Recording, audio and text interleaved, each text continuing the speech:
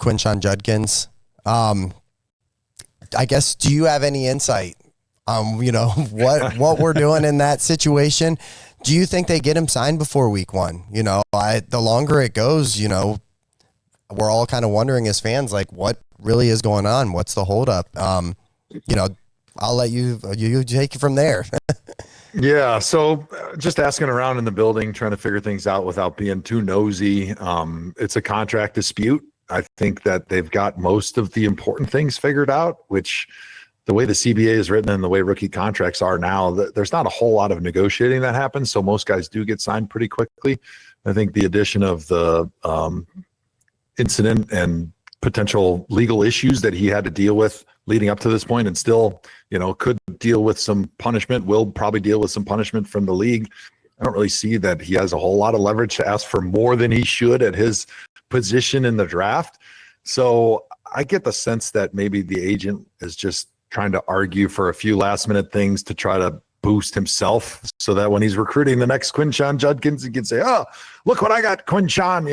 I fleeced the Browns and I was able to get so much more than he deserved. But a lot of times when these things happen, it's like the agent's one last shot, but he realizes he needs to get his guy into camp into the season before the first regular season game, because really the money you're going to make now for Quinshon is going to be if you do a great job for 4 years and then you get that second deal.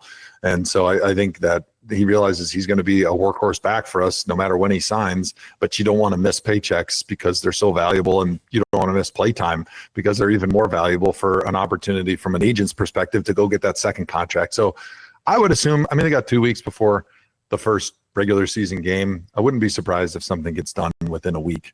I really appreciate your perspective there on the agent side of things, because I think a lot of times as fans, we sit at home and you hear people say, oh, why doesn't he just, sign for this? Or as if Judkins himself is the one holding things up. But I think it's important to remember how much influence the agent has in these situations. So I'm glad you brought that up. That was really insightful. Yeah, for an agent, for a player, you hire an agent and then you entrust him to help you navigate the waters that you've never been in before of negotiating a contract. And so you have to have trust that they're giving you the honest feedback and they're doing what's in the best interest of you, maximizing your value with the team. And there was times in my own negotiations when I was a rookie, before I signed, I think I missed the first 3 days, which happened to be like the rookie only portion, which I didn't want to go to anyway, because it's just like you and like 5 rookies just getting slaughtered by the coaches because they got nobody else to coach, and there's no team reps, you don't have enough guys. But so I got in when everyone else did. But even in that situation, I felt uncomfortable because I'm like, I need to be out there with my guys. I never made any money. This was before NIL, so like that really wasn't something that I even thought about. But just leaning on his perspective and his experience to make the decision that's right for you. And you have to have a guy that does that, because in these situations when you don't know any better, he's hopefully giving you the best advice, because the team has their interest in mind, which you understand. But the agent needs to have your interest in mind, and then you need to be able to find a compromise. When I was renegotiating for my second contract in Cleveland after 5 years or whatever, I probably would have been happy to take half what they gave me, because I'm like, geez, this is an unbelievable amount. I'm like, take it, Peter, like whatever you want. And he's like, wait a minute, you're way underselling your value. And he's like, we have a very, very solid footing to stand on, and you're bringing way more value than your contract is. And so you have to have that trust, because for a lot of players, like, we'd play this game for nothing if it came to that, because we love the game. We love an opportunity to play professional football for a living.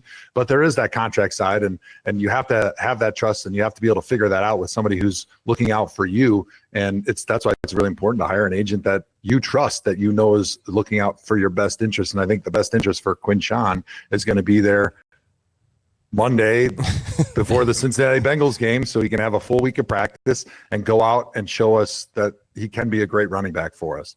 That might have been one of the best segments we've ever had on this show. That was very informative. I'm sure your wife and kids are proud of that agent's work that he put on that second. Yeah. Thank goodness for him. Play for nothing. Yeah. You said what?